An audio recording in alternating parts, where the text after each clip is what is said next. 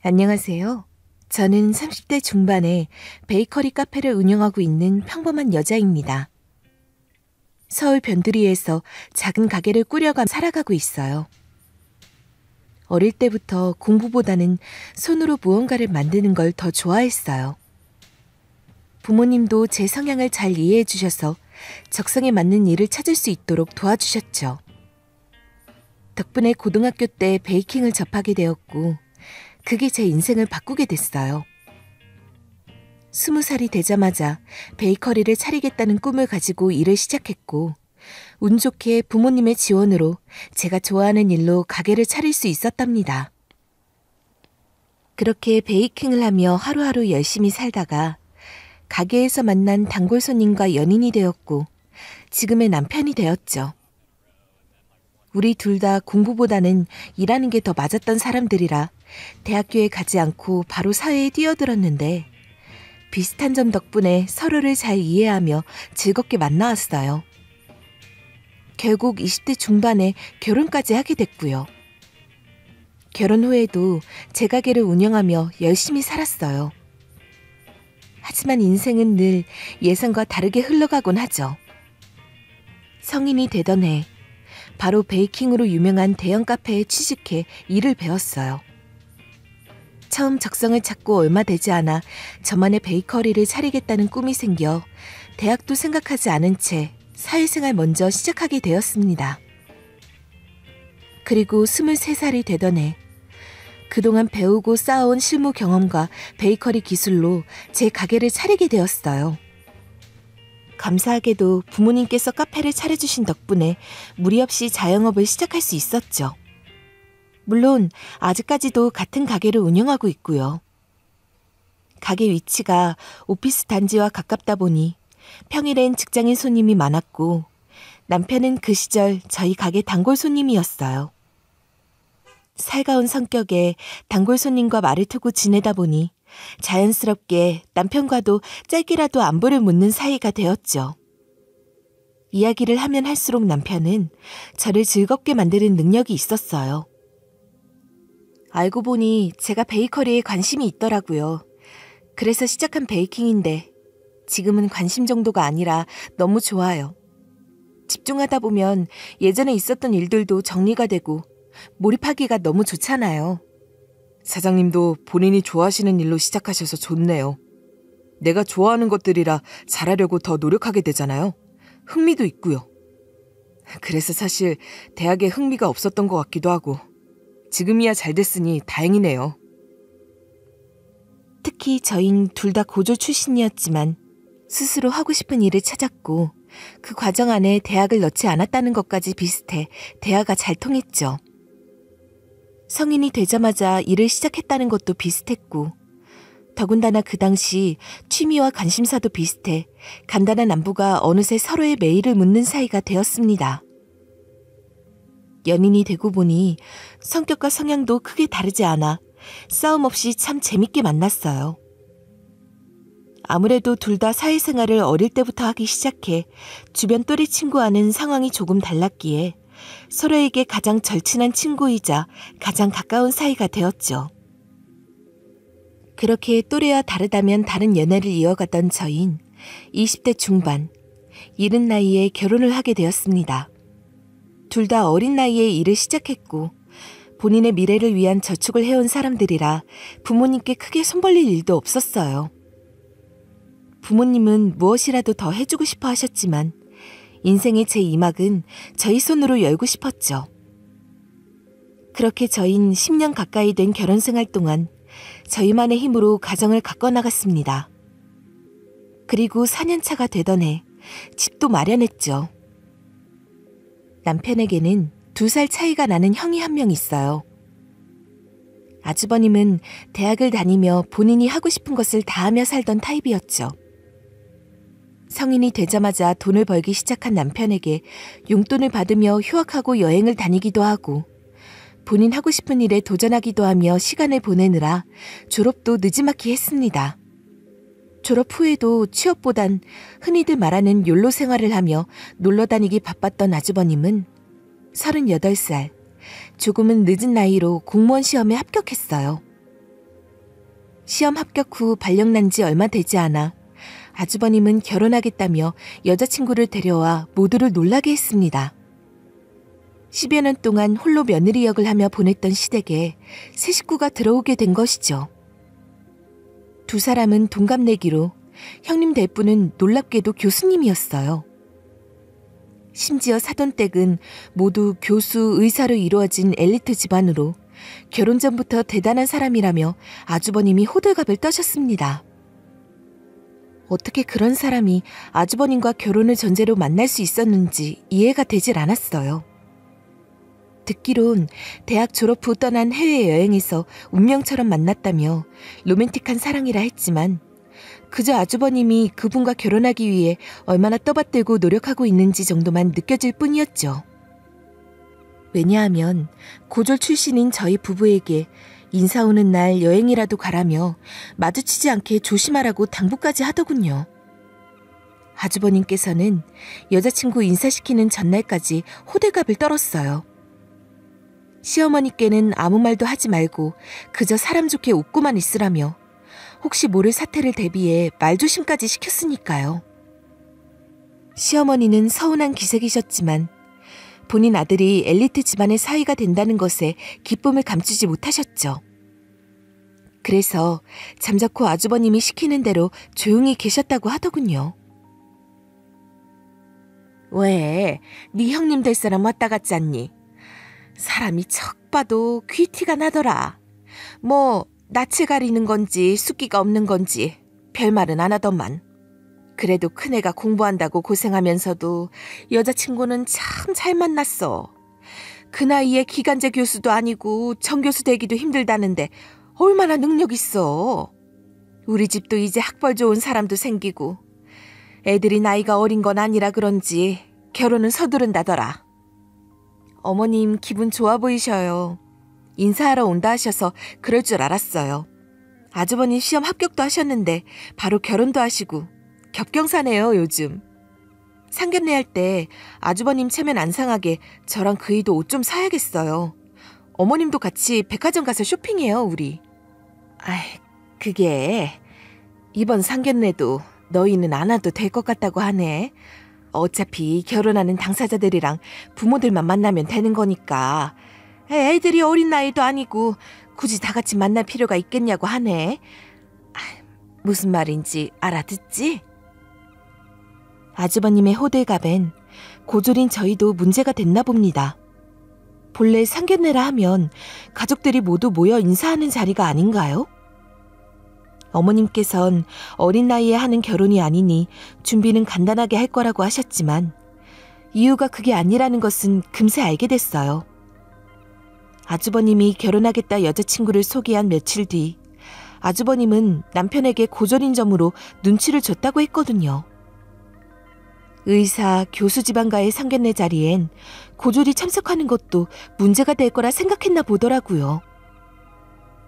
상견례 전날 아주버님은 집에 찾아와 안 그래도 학벌 좋은 집안이라 눈치 보이는데 저희까지 보이는 건 마이너스가 될 거니 이해하라 하더군요. 저렇게까지 하는 아주버님도 이해가 안 갔지만 아주버님을 저렇게까지 하게 만든 그분도 참 이해가 가지 않았습니다. 어차피 같이 살게 되면 모르고 싶어도 하나하나 세세하게 다 알게 될 텐데 굳이 이 정도까지 모르게 철저히 감추는 건 더 수상한 것 아니냐면서 저희도 같은 식구인데 이렇게까지 숨길 일인가 싶어 속상한 마음에 남편에게 투덜거렸지만 늘 가족들을 품고 살았던 남편은 그럴 수도 있다고 이해를 해주더군요. 저보다 피가 섞인 형제이자 아들인 남편이 더욱 서운하고 속상할 텐데요.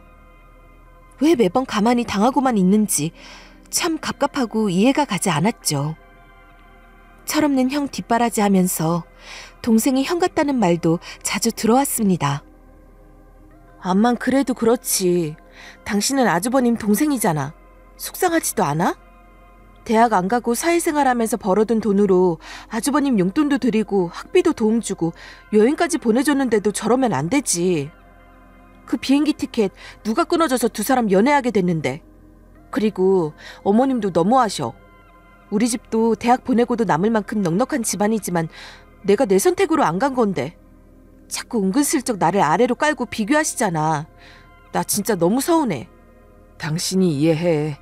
나도 그렇고 당신도 그렇고 잘 살고 돈도 꽤 벌지만 둘 다 고졸이라 엄마가 좀 아쉬워하셨어. 그래서 형이 공부에 관심 없다는 걸 아시면서도 놀아도 되니 대학 졸업장만 따라고 살살 달래면서 졸업시키셨잖아. 형이 공무원이라도 하려고 공부한 것도 형수님 덕분인 것 같고. 그리고 그 불편한 자리 가서 뭐가 좋다고. 우리 결혼했을 때야 장인 장모 성격 좋으시고 아직 우린 어리니까 어른들끼리 할 이야기도 많고 사이가 좋으셨던 거지. 의사 교수 집안 사람들이랑 이제 곧 40 되어가는 아들 딸 결혼시키는데 혼수나 집 얘기 말고 뭘 더 많이 하시겠어? 우리 낄 자리도 없었을 거야. 너무 속상해하지 말고 우리끼리 맛있는 거나 먹고 데이트하자. 응? 여보, 도대체 언제까지 받아줄 거야? 어머님이 나 고졸이라 아쉬워했다는 말은 또 뭐야? 나만 고졸이었던 거 아니잖아. 그리고 아주버님 대학 졸업장 받는 것에 나도 지분 있어. 아주버님 가끔 우리 집에서 자고 가실 때도 내가 새벽까지 깨워서 밥 먹고 학교 보낸 건 알아? 자꾸 아주버님은 잊으시는 것 같은데 난 잊혀지질 않아. 자기야, 상견례 자리가 불편하든 아니든 그게 중요한 것이 아니야. 가족들을 소개하고 서로의 가족들을 보여주는 자리에서 우리를 배제하는 건 그냥 우리를 가족이라 생각 안 하는 거잖아. 이거 어이없어하고 한해하는 거 맞아. 그러니까 다음번에 또 이런 일이 생기면 가만 안 있을 거야. 그런 줄 알아. 그렇게 저희 부부는 상견례 자리마저도 참석하지 못하고 아주버님이 결혼을 정말 하시게 됐구나 정도만 알 수 있었어요. 형님 될 분은 엘리트 집안 교수답게 많은 것을 가지고 계셨나 보더군요. 형님은 이미 4인 가족이 살기에도 좋은 평수의 아파트를 자가로 가지고 계셨고 이사한 지 얼마 되지 않아 가구마저 다 새 것이기에 혼수도 필요 없었죠. 두 사람의 결혼이 왜 그렇게 빠르게 준비가 됐는지 이해가 됐어요. 그리고 형님이 될 분을 보게 된 것은 결혼식 당일이었어요. 신부 대기실에 들어가 처음으로 인사를 하는데 참, 누가 봐도 곱게 큰 부잣집 아가씨가 인성은 좋지 못하더군요. 그분은 그래도 가족 될 사람이라 반갑게 인사하러 들어간 저희에게 인사도 하지 않고 위아래로 훑고 있었어요. 그리고 빤히 쳐다보는 눈빛마저 싸가지 그 자체였습니다. 잠시 동안 어떠한 대화도 오가지 않은 채 서로가 바라만 보고 있는 상황에서 아주버님이 허겁지겁 뛰쳐들어오셨어요. 그리곤 빠르게 저희를 인사시키고 내보내셨죠. 뒤돌아보니 여전히 무표정에 무어라 틱틱거리는 형님과 거기에 아주버님은 좋다며 설설 기는 정도가 아니라 벌벌 떨고 있더라고요. 저게 부부가 될 사이가 맞나 의문이 들 정도였습니다. 아주버님은 결혼식 직전까지 형님의 수발을 들었어요. 역시나 결혼식 날 처음 본 사돈 어른들과 사돈 총각들은 딱 봐도 얼굴에 나 엘리트예요 하고 써있는 것 같더군요. 아주버님은 엘리트 집안인 사돈댁의 지인들에게도 인사하기도 바빠 보였는데 중간중간 신부 대기실에 들어가 형님이 뭐 필요한 거나 불편한 점이 없는지 확인하느냐고 더 바빠 보였죠. 웃긴 건 결혼식 날에도 사돈 총각들은 입구와 가족 속에서 함께 결혼을 진행해 가는데 저와 남편은 마치 남인 것처럼 손님 자리에서 그걸 지켜만 보고 있었어요. 대단한 집안 사람들과 그 사람들의 지인의 눈을 신경 쓰기에 저희를 드러내지 않으려 노력하셨겠죠. 그래도 행복해 죽겠다는 표정으로 식장에 들어서는 아주버님 얼굴을 보니 본인이 저렇게 좋다는데 잘 살겠거니 하며 축복만 해주자란 생각이 들었어요. 그래도 가족이니까요. 두 사람의 결혼식을 지켜보는 어머니 또한 입이 찢어져라 웃으시더군요. 결혼식 내내 저희 부부는 아주버님 부부와 남 같았어요. 가족사진 찍을 때도 끄트머리에 있었고 가족끼리 촬영하는 이미지에는 들어가지도 않았거든요. 결혼식 후 점심시간이 되어서 들어간 식당에는 어머님의 친구분들이 와 계셨어요. 어머님은 친구분들을 보시곤 어깨가 하늘 높이 치솟아 올라가시는 것 같았죠. 그렇게 저희 부부만 웃지 않은 결혼식이 끝나고 저흰 가족이 되었습니다. 형님이 보통 사람이 아닌 것은 두 분의 신혼여행에서도 알 수 있었어요. 아주버님 부부는 발리로 신혼여행을 떠났지만 입국은 각자 하셨더라고요. 나중에 어머니께 이유를 물으니 교수인 형님은 마침 안식년으로 시간이 많아 더 쉬고 가겠다고 해 공무원이라 연차에 제약이 있던 아주버님만 먼저 입국하셨다고 했어요. 부부가 결혼을 이유로 함께 떠난 여행에서도 본인 하고 싶은 대로 혼자서 마음껏 즐기다 들어오셨다고 들었어요. 아유, 자기가 왜 이걸 하려고 해? 그냥 내려놔. 예쁜 손에 물 묻히지 말고 저기 가서 앉아 있어요. 응? 엄마가 자기 좋아하는 과일도 사다 놨대. 그거 가져다 줄 테니까 거실에서 쉬고 있어. 아니 너는... 그래, 큰애가 사과 좋아한다며? 요즘 사과 맛있대서 한 박스 더 사다 놨으니까 이따 집 갈 때 가져가고. 얘 둘째야, 너희 형님 드실 사과 좀 깎아라. 결혼하고 본 아주버님 부부는 더 가관이었습니다. 솔직히 형님이 부럽기도 했어요. 결혼 후 얼마 되지 않아 시댁에서 처음으로 온 가족이 모였을 때였어요.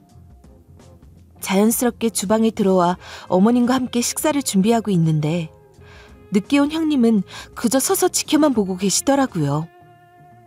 무엇을 해야 할지 모르는 것이 아니라 저희가 어떻게 할지를 보고 있는 느낌이라 괜히 불편했어요. 어머님은 잠시 고민하시는 것 같더니 형님께 음식은 우리가 할 테니 뒷정리 좀 하라고 말씀하셨죠. 형님은 생각보다 흔쾌히 알겠다며 설거지를 하려는 듯했어요.